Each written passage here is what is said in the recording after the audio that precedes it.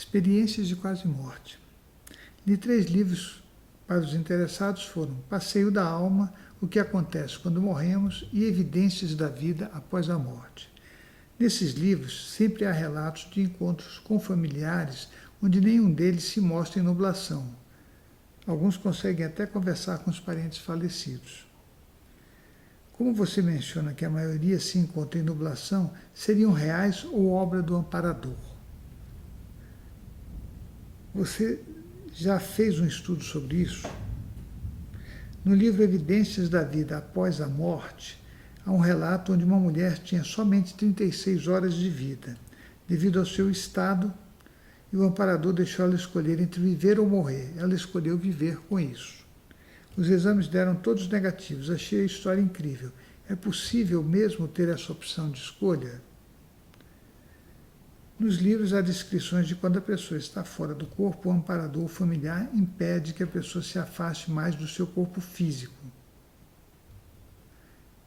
Isso ocorre devido à situação crítica do seu estado físico e, consequentemente, pode haver a ruptura do cordão que liga o corpo astral.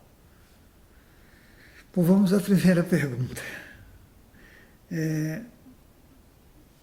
Que eu digo, encontros com familiares onde nenhum deles se mostra em nublação. Olha, a grande população da Terra, quando eu falo isso, eu estou falando de forma geral.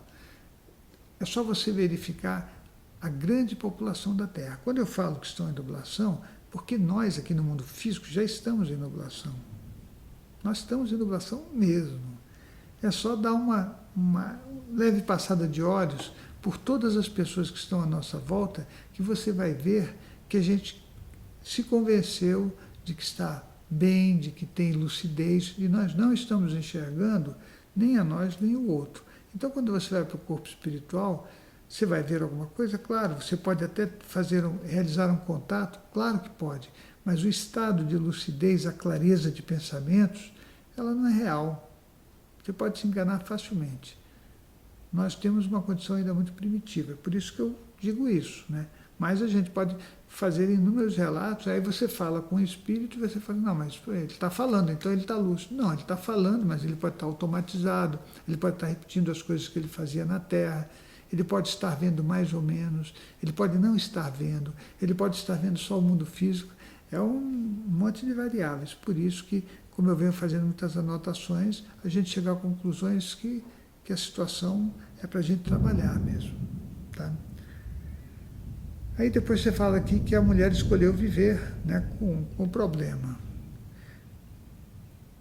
Olha, eu penso que a gente conversar, eu não sei o amparador que você está dizendo aqui, mas para que a gente consiga conversar com a consciência que define o nascimento e a morte, no estado que a gente está, não é muito fácil, não. Você vai falar, mas pode acontecer? Eu sempre acho que tudo pode acontecer, mas as consciências que estão num nível muito elevado, você não consegue ter contatos com elas. Não dá para chegar lá, olha, estou aqui querendo sobreviver. A morte não representa absolutamente nada para um amparador de programação existencial. É só a continuidade do processo. Então, pode ter acontecido? Eu deixo você pensar um pouco sobre isso, né?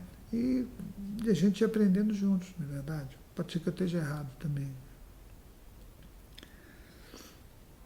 Nos livros há descrições de que quando a pessoa está fora do corpo, o amparador ou familiar impede que a pessoa se afaste mais do seu corpo físico. Se é o que eu entendi que você falou, a pessoa sai numa projeção, é isso? Pode ser isso, né? Que o amparador não permite que ela vá longe para que ela não veja o corpo físico. Olha, a maioria das vezes a gente não vê o corpo físico, não vê o cordão de prata. Nós não temos condição de fazer algumas coisas, né? Precisa muito trabalho, muito desenvolvimento para a gente enxergar as coisas. E eu penso que esse trabalho tem que ser feito aqui na Terra, de você olhar e ver.